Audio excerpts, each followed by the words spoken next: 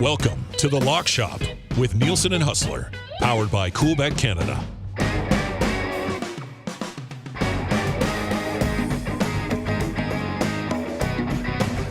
All right, what's going on, Lock Shoppers? Dusty and Huss back with you once again. Let's get some winners. We got a huge NHL slate. We're going to dive into a little parlay for Turkey Day south of the border as well. And, Lieutenant Eric's going to close the doors. I'm talking way too loud. Coming in hot today with the Lock Shop. I actually got some sleep last night, so I have a decent amount of energy today, which is kind of nice. Huss, what's that? Oh, here, just a sec. Let me mute that. There we go. Huss, what's up, dude? How you doing, man? I'm doing well. I'm still recovering from Grey Cup weekend. I know this is going to trigger you big time considering your schedule with the family. I think I got 15 hours of sleep since You slept for 15 hours? You son of a... I crashed out. And again, I'm pretty sick. Like, I really needed it. But I slept from about 3:30 to about 7:15. I went to Sal's, had something to eat. I came back. I was in bed at 9:30 or so, and then was basically sleeping till like 10 this morning. So I obviously needed it. I don't usually operate like that, but it was a perfect night. It was the perfect night to get caught up on R&R. Yeah, you're right. I went to bed I was in bed last night by 9 o'clock too, man, because I was just like, this is lined up perfect. I'm exhausted. The only thing I really wish I would have stayed up and watched was the Lakers game, but they were rolling, so it was never in doubt. Yeah, it was. I slept for about 7.5 hours last night, which is almost a record for me during the week. But that's I'm not like gonna 15 for a normal person. Yeah, so, exactly. That's there right. You go.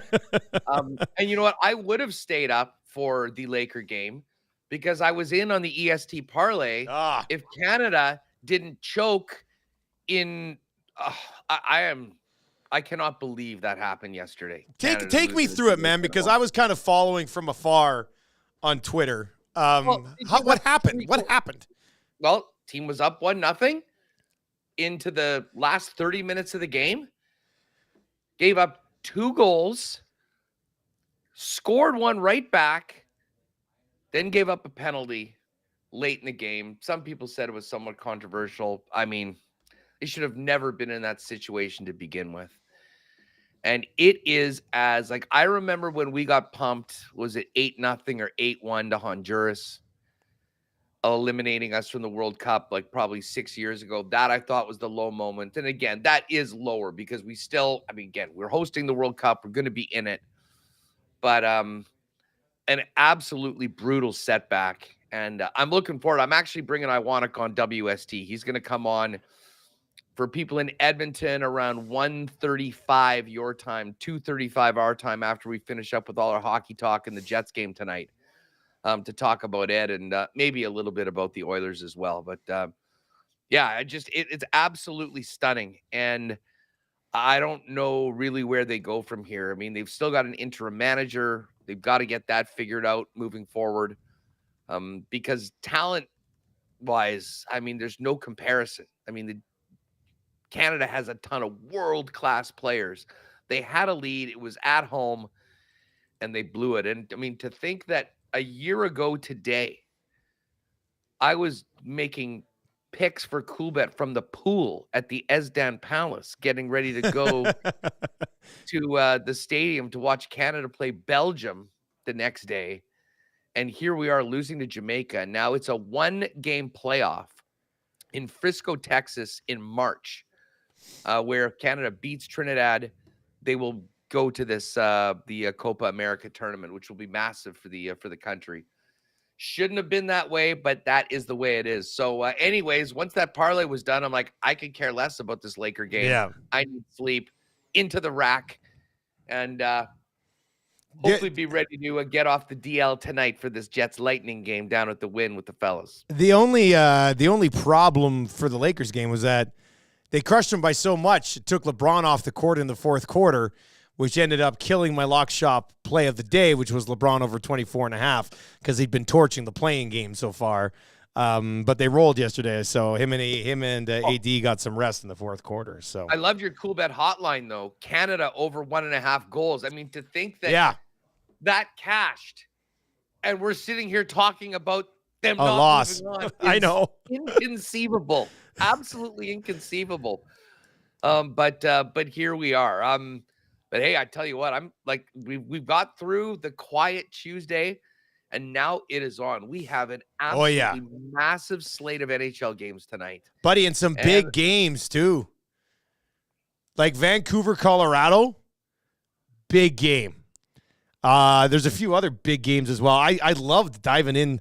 I was sitting here, the guys were doing the hangout. I had some time to sit down and kind of sort of dive into this big time NHL card tonight. And there are a few things that have jumped off the board that I really like. But there's a few games tonight that look, I mean, like must watch, even if it's not your team type of thing, right? So how about, well, speaking of our teams, how about Winnipeg at Tampa Bay? It's a straight up pick 'em. Like, there's a lot of people that haven't been paying attention to the Jets so far this season. The bookies are, because that line is where it should be, right? Like, oh, listen, I'll be honest, I was floored. But hey, the Jets have a better record than Tampa.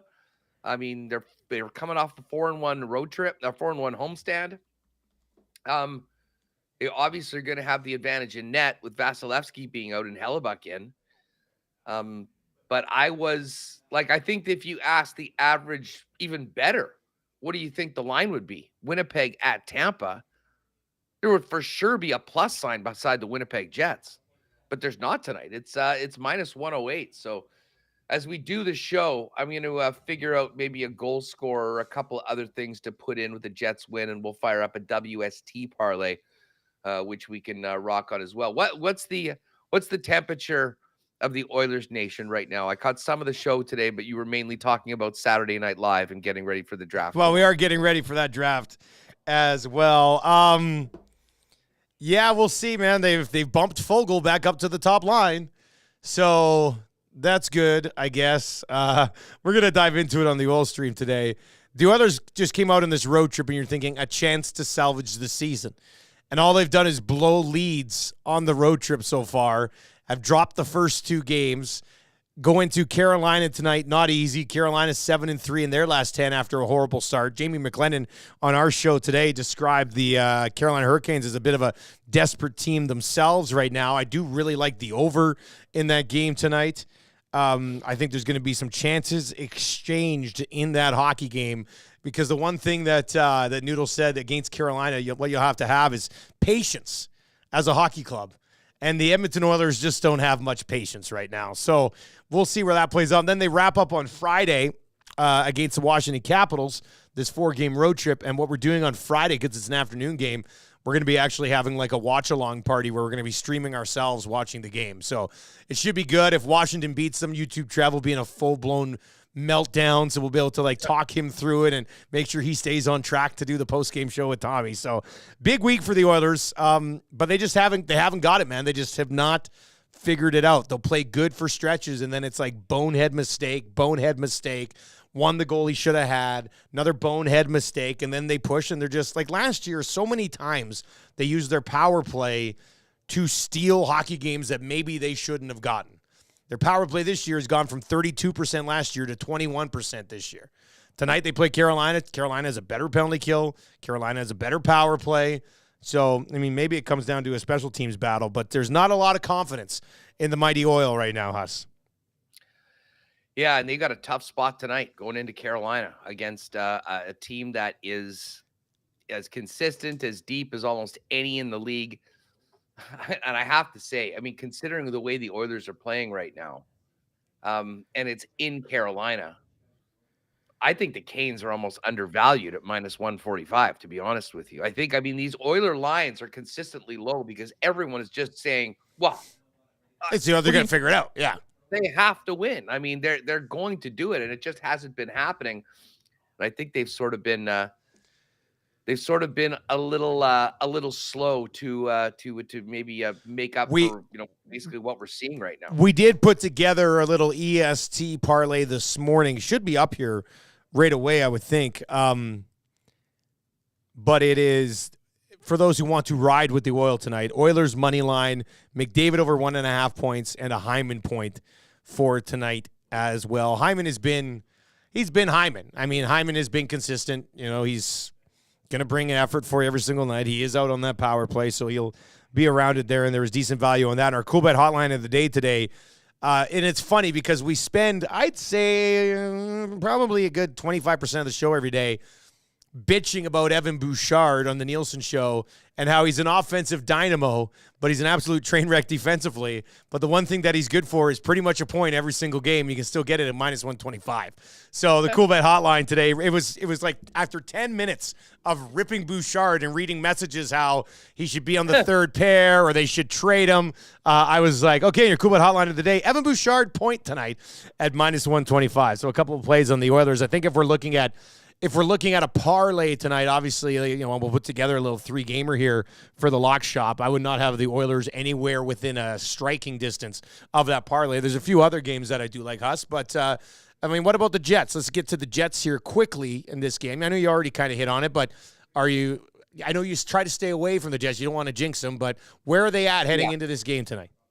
Well, they're in a really good place. And I mean, they're even when they don't play their best, they've been finding ways to win. And I'll say this, and I see Mark Mfanasuk, what up, Mark, a WST regular in with us. He does mention if you bet the Jets yesterday, the Jets were still the dog. Right now, it's a straight up pick 'em at minus 108 on either side. Like, they are deep. They're playing great at 5-on-5. The power play, which was brutal for the first 10 games or so of the season, is back and it's red hot. Kyle Connor and Mark Scheifele are dominating. The Lowry line is great. Cole Perfetti seems to be getting on the scoreboard each and every night. And Gabriel Velarde's ready to come back. That won't be probably for the next couple games, but it'll be real soon. The big takeaway from the Buffalo game, which was Friday night, basically while we were at Spirit of Edmonton, going back to watch it, they didn't have a great third period. Buffalo was all over them. And Connor Hellebuck stepped up big time. And the one thing that the Jets hadn't had was the one thing that you count on the most, and that's Helly playing at a Vezina Trophy level. He's got another level or two to get to right now. And if he gets there, I think this team can be even scarier right now. And certainly the other thing that is uncharacteristic of the Jets is their penalty kill just has not been going. And I think that sort of goes hand in hand with some more average goaltending performances than what we've been treated to for a long time. So if those things continue and those things get better and, the 5-on-5 and the power play keep going, this team is going to be a real problem right now. Now, I won't be betting the Jets individually because staying away from that has been very good.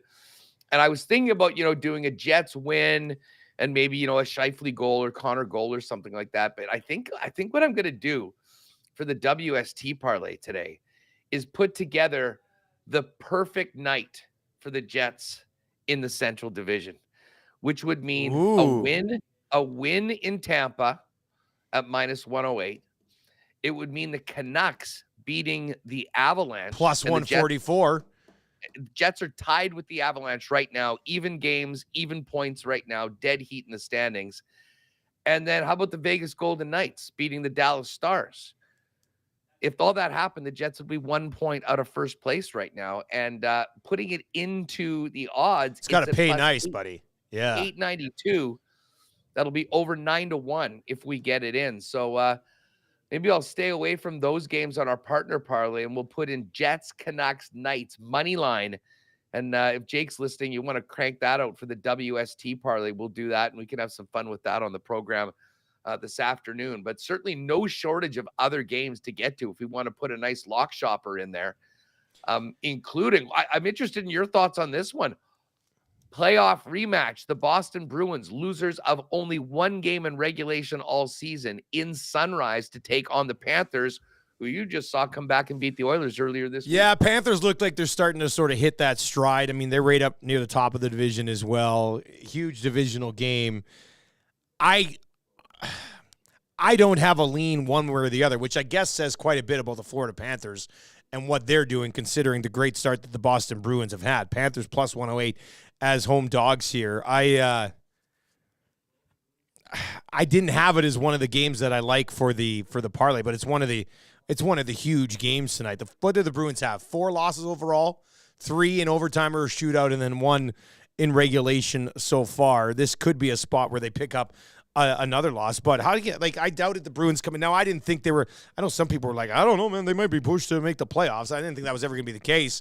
The Bruins aren't going to be what they were last year, but they've kind of started to look like what they did last year with only one regulation loss, and tomorrow's American Thanksgiving. So I'm torn on it, man. I don't have a strong enough lean to adamantly put it in to the parlay today, but that's one of those games, along with that Vancouver Colorado game I mentioned a little bit later on, that I really want to watch, and we're going to be watching at a Boston Pizza tonight for the Oilers game. So I'm sure we'll have a few of these other games on, and I hope the Bruins and Panthers are one of them. Let's just, before we make these picks, do a quick run through the starting goaltenders of what we have confirmed right now. Mrazek and Merzlikins in the Columbus-Chicago game. That certainly would not be one of the main events. Those are confirmed, right? Those guys are confirmed. Yeah, those are confirmed. Ullmark, unconfirmed. Bob in for the Panthers in that game. Looks like Devin Levy's getting back into the net for the Buffalo Sabres, going up against Darcy Kemper. And, that Washington team is interesting. You see they're 9-4-2. They had that rough start, but they're 8-1-1 in their last 10 games. They've sort of really gotten it together again. And, Buffalo, man, a few more saves would have really put them in a better situation. They're just sort of middling right now at 5-4-1. Hellebuck and Johansson will go tonight. It looks like Quick is getting the start for the Rangers tonight. Friday noon is Boston and the Rangers. That'll be one of the big games on Black Friday. Tristan Jarry for the Pittsburgh Penguins. Likely not confirmed yet, but Skinner and Ranta in the Oil Hurricanes game. Vanacek unconfirmed against Alex Lyon for the Detroit Red Wings tonight. Jack Hughes is back. Carter Hart and Ilya Sorokin, Philly and the Islanders. Markstrom and Saros, both likely. And Calgary's playing a lot better right now. They've sort of seemed to kind of get over that hump after that ugly start. Binnington is unconfirmed. Vemelka is confirmed in that Blues-Coyotes matchup. Vegas and the Dallas Stars. Logan Thompson likely or unconfirmed. Jake Ottinger will be in. Habs and Ducks, no one confirmed yet. Late game, Allen and Gibson expected. And then we're expecting Thatcher Demko. He's unconfirmed. And Georgiev likely. In the final game, Blackwood unconfirmed. Decord likely for the Seattle Kraken. That Boston-Florida game, it really is a really tough game to play. I don't mind the New Jersey Devils tonight at minus 154 now that they've got Jack Hughes back. I don't mind Philly and the Islanders. I honestly, I think Philly's just on the do not bet. This is I had no time for that game anyway. I didn't even look into that game. What about Arizona and St. Louis? Arizona at home, 4-3 so far this season. St. Louis is 3-5-1 on the road. They did have a game earlier this season. Well, the Blues beat the Coyotes 2-1 earlier on and then lost 6-2 as well. This is the third matchup between these teams so far this year. And St. Louis coming off a win in Anaheim, but back-to-back 5-1 losses, including a 5-1 loss in San Jose against the Sharks. I'm still out. I'm amazed that St. Louis is where they're at right now. And maybe it's just because I've watched the Jets just manhandle them in the two games that they played so far this year and haven't watched a lot of those other games. But I always feel we're getting a good number on the Coyotes. And it is interesting that the Coyotes, in fact, are a slight favorite in this game at minus 114. The other team, I've had a good run betting with the Calgary Flames since that start. They're a very slight underdog. This one may as well be a pick 'em. Minus 105 against minus 111. And if we look at Calgary and the way they've been playing as of late, they've won 3 of their last 4, a win in Carolina, a home loss 5-4 to the New York Islanders, a big win against Vancouver 5-2 before that, and a 2-1 win. Huberdeau had a goal and assist in their last game. Things are sort of going well for them. And meanwhile, Nashville, I mean, Nashville just isn't the team that we remember, although they're coming off a big home win against the Colorado Avalanche. 4-3. Yeah, they are. To going there. I think I lean Calgary. I know that's sacrilege to talk to a majority Edmonton audience, I would say. But let's not forget that before that, they did lose 4 in a row. Home. They lost at home to the Ducks. They gave up 7 to the Coyotes at home. They got steamrolled by the Jets 6-3 and lost in Calgary 4-2. Not even really 2 weeks ago right now. So I don't know if you've got to lean on that game, but I would be in support of Calgary. I like the Devils. I like the Coyotes. Here's 3 games that I kind of targeted in a couple of different ways. I mean, you mentioned Washington going up against Buffalo. I had that on the radar as an under because it's sitting at 6.5, and it's -120. And to get the Capitals in 6.5s here, Washington is under in 7 of their last 9. Buffalo is under in 6 of their last 7. So to see that at 6.5 as opposed to 6 kind of surprised me a little bit. So I had that at -120. You lay out how good Washington has been. Washington is as stingy as they come in the National Hockey League. Like you mentioned their record earlier, they're scoring like 2.6 goals per game. But they've found ways here to sort of salvage some of these wins, and it's because they just don't allow anything at the other end. So when I saw that at 6.5, I was immediately intrigued. And then you see what's happened on the under for both of these teams over the last 2.5 weeks. I like that, but I would also be pretty comfortable with just Washington tonight. I do like the Rangers, and it'd be good value on it, considering the New York Rangers are only at -103 on the road here against Pittsburgh. You mentioned Jonathan Quick is starting, Huss. Jonathan Quick this season is 4-0-1 with a .928 save percentage and a 1.98 goals against average. Like this is a perfect example of a guy who's still a pretty decent goalie but plays behind a really good team. You know, like he doesn't have to get hung out to dry a bunch, unlike some other teams around the league. So I'd side with Jonathan Quick and the Rangers in that one. And then I also like the over 6.5 in the Vancouver-Colorado game tonight, if we were interested at all in throwing totals in here. Colorado has been over in 7 of the last 8. The one that they weren't was a push. And the Canucks only have 2 unders in like their last 9. So that game could be set up for some offensive fireworks. So I like the over in that one. I like the Rangers with Jonathan Quick in net. And I'm good on either the under or the Washington Capitals in that game against Buffalo. But I also like the Devils. I also like the Coyotes. If you are really hard set on the Flames, I mean, you made a pretty convincing argument there. In the end, we only need 3. So what are you thinking here? Think you're muted, Huss. Love the over in that Colorado Vancouver game. Yeah. And that's at +128. And I'm with you. I think the Rangers right now are, one of the truly elite teams in the league. And I think that they'll want to be really building off. Now, Pittsburgh's coming off a 3-0 win at home against the Golden Knights. Against Vegas, that's right. But they lost 2 in a row before that. But prior to that, they'd run the table with 5 in a row, although doing it against the Sharks, the Ducks, Sabres, Blue Jackets. The one impressive win was that one at the Kings. But I'm in on Quick. I'm in on the Rangers.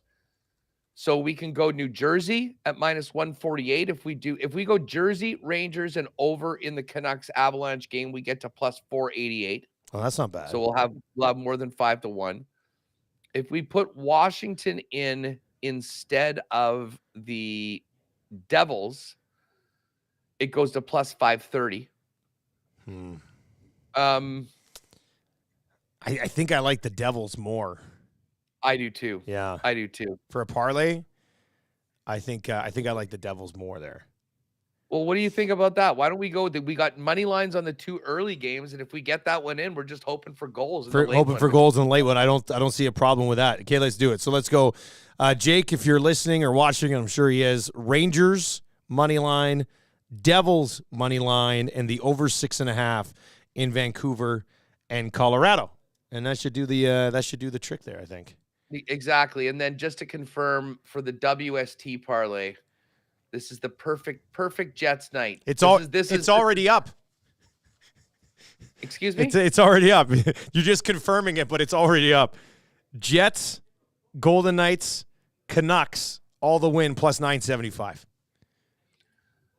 Well, and you know what? There's been a lot of look coming off the. Listen, if we can bang out a plus 975 parlay for WST for all those disappointed and sad Bomber fans, 2 days of mourning, we come right back in the lock shop and put out not only a parlay that wins us nearly 10-1, but gets the Jets to within 1 point of first place. The people of Winnipeg deserve this win in the lock shop. Let me tell you that. So let's ride with that. I'm in. Plus 975. Absolutely juicy boost from the fellas. It's Get in on that right now. I bet that's like 925 by the time we get to game time. All right, so hop on that right now. EST is up as well, so you can find that one. It came in. McDavid, 2+ points. Hyman with a point. Oilers money line, plus 385. So you can snag that one as well. And I'm sure our lock shop partner parlay will be up within a few moments as well, which will be Devils and Rangers money line and the over 6.5 in the Vancouver, Colorado game tonight. You mentioned the sad Bombers fans. I have one of them in my household. I was having dinner last night with my son. And How's he doing? Yeah, he goes, Daddy, how will the Bombers be next year? And look, I'm not going to lie to him. I said there could be a lot of turnover, son. They have a lot of free agents, and he understands free agency. So the first thing he asked, he goes, Daddy, is Zach a free agent? I said, well, no, Zach's not on the list. He'll be back. Is Nick Dembski a free agent? I said, no, Nick Dembski's not on the list. He should be back. Then he asked about Brady. I said, well, Brady might try to go to the National Football League, but I think he could end up being back. So he's happy about that. But then I laid out, like, Jefferson and Jeff Code and Schoen. He asked about Schoen. I said, well, Schoen's a free agent. He could be kind of expensive. And then I sat there last night. I said to my son, I said, are you excited for CFL free agency? And he's like, yes, I am, Daddy. And I was just like, yes. Like, we can't even get half the adults in this country excited for CFL free agency. And my 8-year-old is going to be watching, well, we'll have to do, we were talking about doing full-blown shows that day just for CFL free agency just because we're D-gens. So, hey, great. You know what? That's not a, maybe we tag team it. WST I think so. and EST. A crossover event. A little CFL free agency special.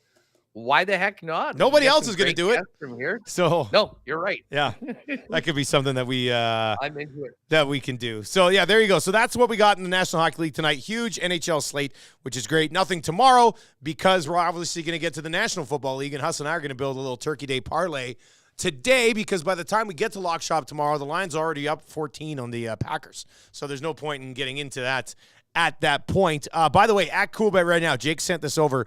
There is an American Thanksgiving football special, a way for you to earn a $10 free bet. You can go in and you can read how that works. So basically bet 20. Let's see here. Let's see what we got. I'll read how to redeem this free bet. I got it right here. Okay, you got it? Okay, explain it to me. What do we got? And again, all you need to do is just click on promotions, and then you'll see American Thanksgiving football special. There's a button right there. You just click participate. But basically what the deal is bet, opt in for the offer by entering the bonus code US Thanksgiving. You can just press participate there. Put a $20 bet on the Lions Packer game. Once your bet has been settled, so at the end of that game, you'll receive a $10 free bet to use in the sports book on November 3rd for the Cowboys-Commanders game or the Seattle-San Francisco game. And the free bet will be added to your game account and must be played in the odds of at least minus 200 or more. So, if you got a bet on the Packers, Packers-Lions game, $20, that'll be settled as soon as that game's done, and then you'll have a free 10 spot to throw in on either Cowboys, Commanders, or Seattle, San Francisco. Click on the promotions tab, and you can get all the details right there. For games that have such big spreads, I actually like these matchups for Thanksgiving Day. Yeah, they are. What's the smallest spread is what? 7? Niners, right? Is that the smallest one? 7 in the Niners game. Game. seven in the Niners game. So the Niners 7, and so the third game of the tripleheader. Niners are 7-point favorites on the road in Seattle. Dallas at home, 12 points. That's a big number. But the Dallas Cowboys cover big numbers, man. When they win big. We'll get into that a little bit as we work our way through this thing. And then the Detroit Lions, 7.5-point favorites at home against Green Bay Packers. So like you said, big numbers, but you like these matchups, eh, Huss? Well, I mean, I just think they're good matchups. I mean, all big divisional games. And I think the key that these are divisional games might lean to maybe taking the points personally in a few of them. Like the Lions, I still can't get over that game last week. And I know you were busy getting ready for the Grey Cup. But like they stormed back at the end. And I mean, the Bears, like they probably should have lost that game. Now, what does that do to them on a short week going into a game against Green Bay, who just beat the Chargers? Like, I mean, I think Detroit's much better than Green Bay. It doesn't look like Aaron Jones is going to be good to go from what I'm understanding. And AJ Dillon, take it from someone that has him in fantasy. I'm like, oh, wow, he got tons of touches last week. He averaged 2.1 yards a carry. Dillon's a bust, man. It's frustrating. I mean, if we were putting in on some sort of a parlay, I think I'd prefer taking the Lions to 6.5. Oh, for sure. Yeah. But to be honest, I think, if you're just asking me if I'm going to lay the points, and I know I normally in these divisional games will go on the other side and take it up. I think the Lions kind of had their close call last week. They're going to be at home. There is so much excitement about that team. And the Green Bay Packers just aren't very good. So I like Detroit on that. But if we're going to throw it in our parlay, I think I'm leaning to just get it to 6.5 because that half point might be an issue if it is a 7-point game. Yeah, I mean, let's take it down to 6.5. I'm with you. I'm comfortably on it at 7.5 as well. The Green Bay Packers are not a good football team. I mean, they beat the Chargers. Ooh, congratulations.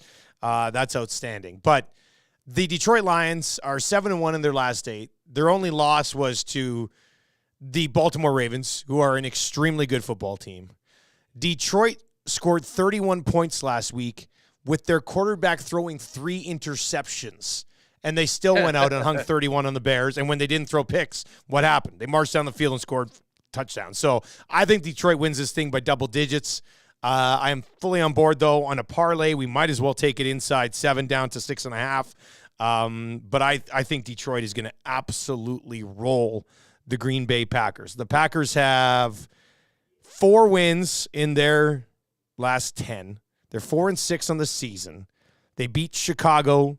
They squeaked one out against the Saints. They lost by 14 to Detroit already once. They beat the Rams 20-3, and they squeaked one out against the Chargers. This team is not going to roll up against Detroit and beat them. I would be shocked if they keep it within a touchdown. I think the Lions kick the crap out of them. So let's take it within 6.5. We can totally agree on that one, Huss. So we'll throw that into the parlay for tomorrow. What about the 12 with the Dallas Cowboys here? Okay, this is one of those games. It's going to go one of two ways. Exactly. The Cowboys are going to either steamroll them, or this is going to be a game that is actually, I don't know, when I say a tight game, is in single digits. I could also see, and it was funny, I was listening to Simmons and Sal do their guess the line picks, and at that point the game was 11. And they were talking about doing a 7-point teaser on the game. They said, what's happening. The Cowboys are going to be up 11. Sam Howell will come down at the end of the game, score a touchdown, and then the tease will be determined by the 2-point convert, whether it's going to be 5 or whether it's going to be 3. Like, I think this number is too high, and I think people are really freaked out by the fact that the Giants beat them last week, and DeVito did what he did. We've seen too many of these games become closer within the division. Like a lot of the stuff that we normally think you can sort of throw out. Just trying to look at seeing what these I don't know where you're at on this, because as I said, could the Cowboys blow them out? Absolutely they could. But I also see a path to this game being a single-digit game. I mean, Washington has some playmakers, although the Cowboy defense is really, really good. Yeah. Let's see if I'll lay you look up what you're looking up. I'm going to just lay this out for you. So the Cowboys are 7-3. They lost that one to Arizona. I don't know. That was a weird one. Whatever. Their other two losses have come against the Niners and the Eagles, two legitimate contenders. Their 7 wins this year. They beat the Chargers by 3. Outside of that, their other victories this year have been by 40, 20, 35, 23, 32, and 23. So 6 of their 7 wins this year have been by 20 or more. 5 of them have been by 23 or more, and 3 of them by 32 or more. So to me, the Dallas Cowboys kick the shit out of bad football teams. And if we view Washington as legitimately a bad football team, then I think the Dallas Cowboys will pump him. So far this year, Washington has beaten New England by 3.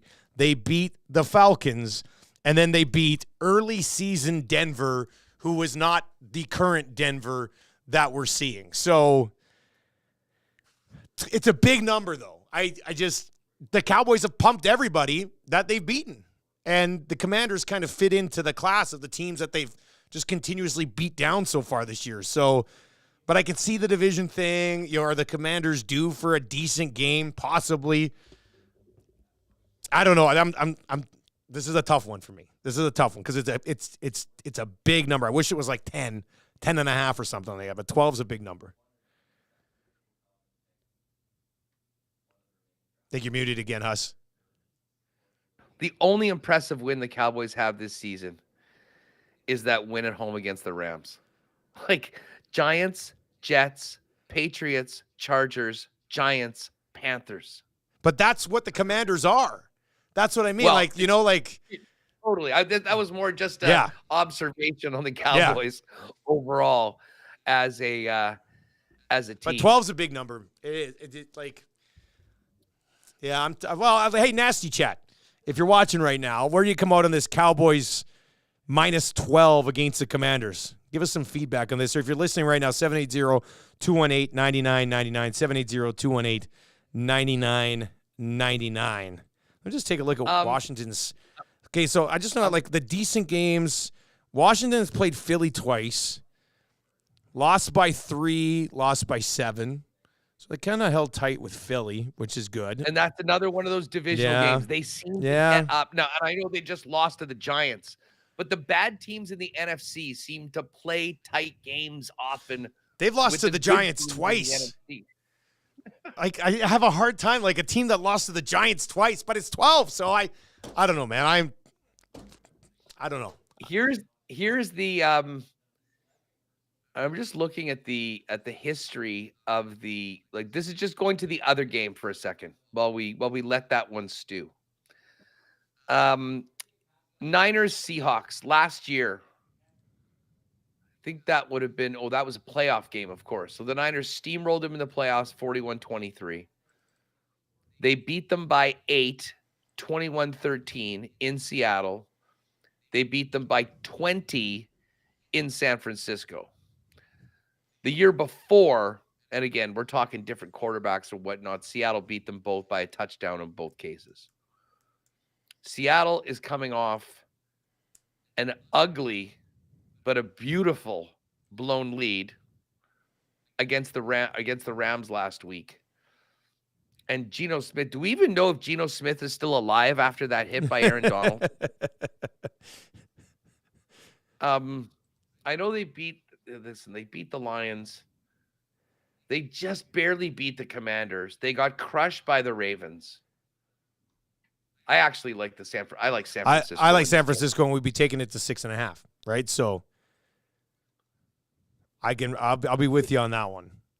So if we're gonna take it to 6.5, we'll tease these numbers a little bit. What do you think about this? Detroit minus 6.5, Niners minus 6.5. Okay. And the Commanders plus 14.5. Ooh. So we're going to get 2.5 extra points. That comes out to, in the system, plus 439. So we're probably going to get it at 5-1. Yeah, okay. 14.5. I could see the Cowboys winning by 14. So I like the 14.5. Let's do that. Yeah, I can do that. As I said, like it's probably right in there, in and around that wheelhouse. And there certainly is the potential, even if this is a 20-point game in the fourth quarter, that we get a BS backdoor cover. Yeah. Like it's a big, big number. I mean, we're thinking about laying a lot of points in total on this. But yeah, I mean, I think if we do that, I feel a hell of a lot better about that than the 12. Oh, definitely. Yeah. And I mean, it only takes the minus 143. Just so you know, if anyone wants to bet these individually, and again, you just click on the little arrow beside the spread, and you can pick an adjusted point spread. The Lions at minus 6.5 is minus 137. The Commanders at plus 14.5 is minus 143, and the Niners minus 6.5 is minus 120. So those together comes up at plus 439. And as I say, I think we probably might even get it to 5-1 by the time It'd be close. I bet you we get close. The magicians in the back room sprinkle on that. All right, so there we go. Plus 439 prior to a little boost.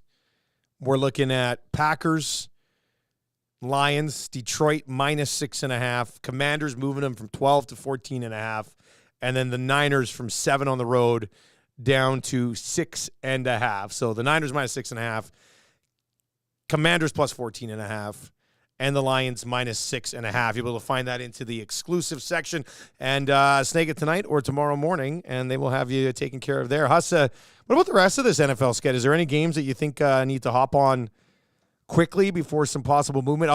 We haven't done this yet this week, so let me just quickly whip everybody through it. Yeah, sure. Dolphins are 9.5-point favorites on the road against the Jets. The Saints 1-point favorites on the road in Atlanta. The Bengals 1.5-point dogs at home against the Steelers. Game of the week, Jags and Texans. That's one of the games of the week. There's some other good ones too. The Jags are 1.5-point road favorites. The Bucs are 2.5-point road dogs in Indy. The Patriots 3-point field goal favorites on the road against the Giants. Panthers 3.5-point dogs in Tennessee. The Cardinals and the Rams almost a pick 'em. Cards -1 at home. Browns and Broncos. Cleveland +2 on the road in Denver. Chiefs 8.5-point favorites against the Raiders. Buffalo Bills and Eagles. That's a big one. Eagles are 3.5-point favorites at home, and then Ravens, Chargers, Baltimore 3.5-point favorites on the road against the Chargers. And then we get the Bears and the Vikings in the classic Monday Nighter, and that is the Vikings -3.5 at home against Justin Fields and the Bears. Anything you automatically have to get on right away, Huss? Well, I don't know if there's anything I have to get on right now, but isn't this crazy? Like, think about these primetime the Thursday, Friday games. We've got 7.5, 12, 7. Tomorrow's line is 9.5. And then the only other line bigger than 3.5 is the Chiefs Raiders for the rest of the week. I'll tell you what, right now, if you're betting the Saints Falcons game, if you're betting the Steeler game against the Bengals, my favorite game of the week, and this is one that is going to be must watch, is the Jags Texans. And if anyone is riding with me on that Houston future for the AFC South, that's a big one. This is the game. The Jags look like they got it going last week, though. Well, thank you. Yeah. They played the Tennessee Titans. Yeah, good point. Like the Titans, let's just say I won't be spending too much time obsessing over the Titans-Panthers game this week. But just some incredibly close games. I mean, I have a feeling that when we break things down on Friday, we might be talking just a straight-up money line parlay as opposed to there's a lot of tight ones. You're right. That's a good point. Because of these games. Listen, I do like Houston. And I mean, I guess in that case, I'll probably take the 1.5. I mean, the difference here is -109, getting a 1.5 as opposed to money line at +103. Tampa and the Colts. I mean, there are a lot of matchups between really, really bad teams. It's very, very tough to figure out. And the Rams, I guess, the big thing, we're going to see if Cooper Kupp can go. I did see an interesting thing with Stefania Bell on ESPN yesterday saying that there is more optimism that Cooper Kupp might be able to go. But even when he was out, they came back and beat the Seahawks last week. And I'm not big on the Cardinals at all. So I kind of like the Rams on that. And you can get them on the money line right now at -114. And this Cleveland-Denver game is going to be interesting. I kind of like Denver though. I kind of like Denver as long as Cleveland doesn't have that quarterback. But what's the total? Oh my God, the total in that game is 34 and a half. 34 and a half. That might be the lowest total of the entire season. I don't think we've had anything at that point yet. I don't know how you get anything lower than that moving forward, to be honest with you. 34 and a half in the Cleveland-Denver game. Ooh, I think I'll be taking the over in the Carolina-Tennessee game, though. That's only at 37. And I think Tennessee will be able to score, and I do think that this is a week that Carolina probably does a little bit more offensively than they've done in the past. So I think that's like, oh, I say 34 and a half, and then I look, the Giants-Patriots game is 33 and a half. What? And that's just two offenses that are train wrecks, right? Like, God, 33 and a half in a National Football League game, man. That's crazy. That's crazy stuff. Big Uke in the Nasty Chat says, boys, I'm boots on the ground for the Chiefs-Raiders game. What's your lean? Nice. Plus 8.5 kind of makes me think the Raiders cover. What do you think, Huss? Big Uke in Vegas, Lucky Duck. You know, they've been playing a lot better. I know O'Connell threw 3 picks last week against the Dolphins, but they still actually hung in there with Miami for the most part there. Like, I don't know. This is tough for me to say. I'm still so pissed off about Monday night. Like, the receivers have to catch balls. Like, they cannot choke as much as they have so far this week. And I kind of feel that even on a relatively short week with the Monday nighter, that they go in there to a place where they have absolutely owned Oakland, and Mahomes goes out and plays an angry game, if you will. So I don't know. I'd probably ride with the Chiefs on that one, but I wouldn't blame you at all for taking the Raiders. It is a divisional game. And the one thing the Chiefs haven't been doing, and they haven't scored in the second half in 3 straight games. Like, I just can't see that continuing on. The Chiefs haven't scored in the second half in 3 straight games? Yeah. What? Really? Yes. What the hell? That's weird. And that's why I felt so much better, though, when I watched Dan Orlovsky break down the game yesterday. And he said he left that game thinking that the Chiefs were definitely a better team than the Eagles. Like, you know, the things that were problematic for Kansas City, you have to think get corrected. Although this has been, I mean, they'd be 9-1 if the receivers could just catch perfectly thrown balls. And they're not right now. I probably will be staying away from that game when I'm making best bets, just for obvious reasons. But don't be surprised if Mahomes goes out, the receivers catch the ball, and there's a big statement game and they absolutely run away with it. But Raiders get up for the Chiefs. It's a big time old school rivalry. So, well, we have lots to discuss as we get into all the games coming up on Friday. And I guess tomorrow we'll talk a little bit more about the games. I did have somebody saying somebody texted in at 780-218-9999 asking for some player props, and I think we can get into some player props for those second 2 games tomorrow when we're on the lock shop. I mean, as far as that first game goes, I just hammer a bunch of overs on the Detroit Lions players, to be honest with you. Laporta, I think he's at 4.5 receptions. Probably get him in the mix there as well. What's the receiving totals for St. Brown? Here's rush yards. A.J. Dillon, 47.5. Montgomery, 67.5. Gibbs is 45.5. I got player receptions. I don't have player receiving yards. But anyway, we'll get into some player props for the second 2 games for sure tomorrow. Touchdown score. Laporta plus 150. St. Brown plus 110. Gibbs plus 100. Montgomery minus 137. Those are the top 4 on the board as well there. Gibbs, so, I like Gibbs and St. Brown both to score tomorrow. And they're plus money right now on that. So yeah, even money on Gibbs, plus 110 on St. Brown. Montgomery is the shortest number, and he often gets those goal line carries. But you know, thinking about what, like, I think those guys might go out from well. What are the passing props for Goff? Goff, it looked pretty reasonable. I think it was 250 something. Nice. Yeah, plus over 253.5 is plus 108. I guess the big question is just to how, like, I'm a guy that's starting right now Gibbs and Montgomery in fantasy. I just play both of those guys every week.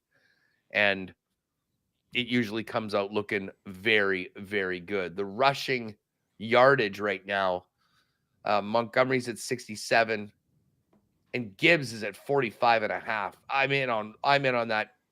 Oh, listen, I might see if we can get an adjusted line on that. Give me 60 yards or something like that. And as far as play receptions, do we have a Gibbs number? No, hopefully that'll come up later on because I think he'll probably get a few screen passes as well. I'd be surprised if we don't see some more options added over the course of tonight and early tomorrow to the options for that Packers-Lions game. And tomorrow we can kind of dive into Miami Jets as well as the Commanders and Cowboys, Niners and Seahawks player props. And then on Friday, we'll be just before, so we can kind of give an update on what's happening with that number in the Dolphins-Jets game. Then dive in and try and make our 4 best bets for the weekend and crank out a parlay or 2. It's coming up on Winnipeg Sports Talk, buddy. Well, we've got a lot going on. Oh, I do see. There we go. Our partner parlay for tomorrow is up, and they did come through 5-1 right now, plus 500. Perfect. With that adjusted number right now. So jump on that. And our hockey parlay is up as well at plus 560. That's quick moving right there. The lock shop just getting exclusives thrown up like crazy. I love it. Exactly. So here we go on the I'm just going to bet this right now while we've got it. And we can but yeah, Winnipeg Sports Talk. Awesome conversation with Frankie Corrado. Jet fans are going to want to see that. We kind of break it all down. Did touch on his thoughts on what the heck's happened to the Oilers as well. Murata Tesh of The Athletic getting ready for this game tonight. And then the one and only Matt Iwanek on the choke at BMO yesterday by Canada Soccer, and maybe a little bit more about his thoughts on can the Oilers turn this around. Tomorrow is American Thanksgiving. We know what the numbers say. We also know the talent that is in that locker room. So we'll get to that with Iwanek as well, and we'll let people know about that WST parlay we've got for tonight as well. Perfect. He's us. I'm Nielsen. That is going to do it for the Lock Shop today. Fantasy Football 5 coming up. We'll be back tomorrow talking more football on the Lock Shop. We'll talk to you then. Thanks.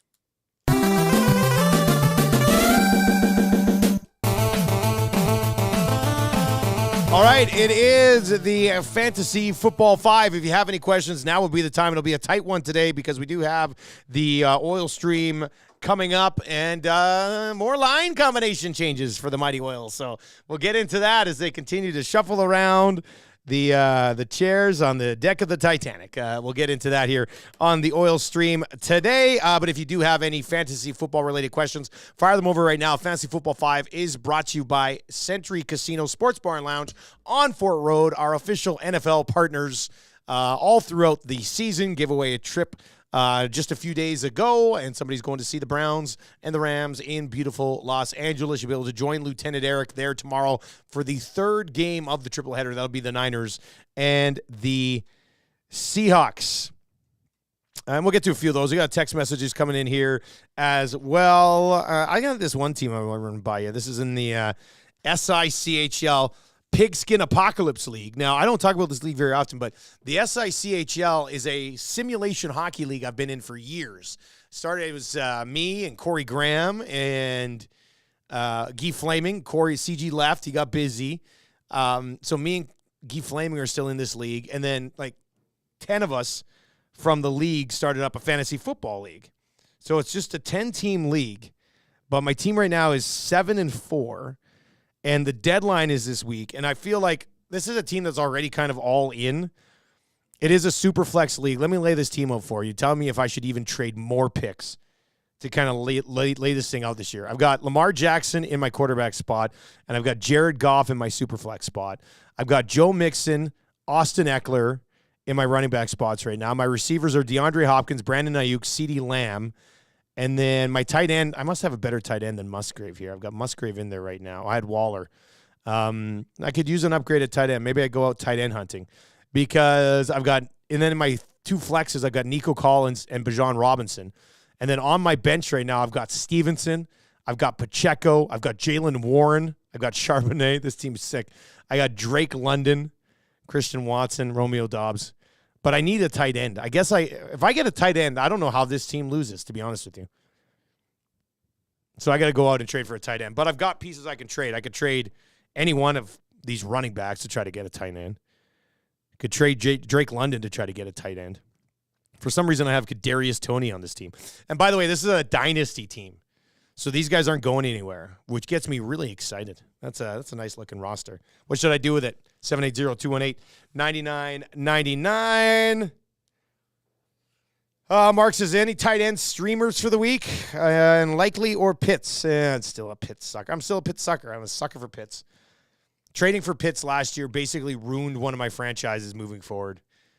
Major buzzkill. Totally screwed up. And here I am still telling you to start him. Boys, should I take Justin Fields this week? He's at 17.4 on my fantasy league. It's for $200. Okay, I'm a little confused here, Ev. Not going to lie. What do you mean, should you take Justin Fields this week? He's at 17.4 on my fantasy league, and it's for $200. I'm thinking this is like a weekly setup, and the 17.4 is his projected points, I think. That's a tough question to answer, just because I'm not 100% understanding exactly what you're looking at. But I figure there's $200 on the line in like a final, and he's projected to get 17.4 points. Like, do you have other options, or are you just looking at taking him? It's Monday night against the Vikings. I do like him against the Vikings. So I guess yes, but I'm not 100% sure exactly what you're talking about. Rick in Jasper says, Dusty, Rachaad White, or Joe Mixon rest of the way. I don't know. I think I'd lean Joe Mixon in that one, but let me just bring up some rest of the season rankings and see where people have. It should be pretty close. I guess that's probably why you're asking it, if there is one way or the other. Here, I'll just bring up Fantasy Pros quickly. Let's just take a quick peek here and see how close that they have it. All right, let's see here. Running backs. They might have Rachaad White a little bit higher. Rachaad White is 15. Joe Mixon is 19. Rachaad White's strength of schedule for the rest of the season is significantly better. His playoff schedule is slightly better. I just wonder what happens with Mixon with Cincy. There should not be anything changing the formula for Rachaad White. With Cincy, do they start to feed Mixon more because Burrow's not there? Or do teams start to focus on Mixon because they don't have any faith in the quarterback? I guess we have to see how that plays out at the quarterback position. Tough call. I think the safer play is Rachaad White, but Mixon could end up having more upside depending on how they end up using him. But best of luck with that. Either way, you got two guys that are startable every single week, so that's kind of nice. All right, that is going to do it for the Fantasy Football 5, brought to you by the Sports Bar and Lounge at Century Casino on Fort Road. You can go and sit and take in the whole triple header tomorrow if you want. Lieutenant Eric will be there for the Niners and the Seahawks, the third game of that triple header. We'll be setting that all up, of course, tomorrow morning on the Nielsen Show as well. Ian Rappaport will join us then, also brought to you by our great partners over at Century Casino. Oil Stream is coming up. Do not go anywhere.